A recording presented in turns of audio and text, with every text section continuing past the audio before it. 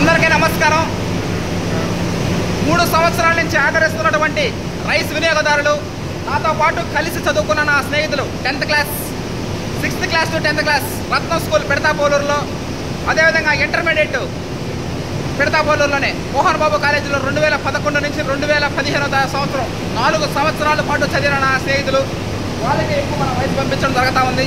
వాటితో పాటుగా కుటుంబ సభ్యులు, బంధువులు, స్నేహితులు, శ్రేయాభిలాషులు, రైస్ వినియోగదారులందరికీ ప్రత్యేక కృతజ్ఞతలు జరుపుతూ ఉన్నాము.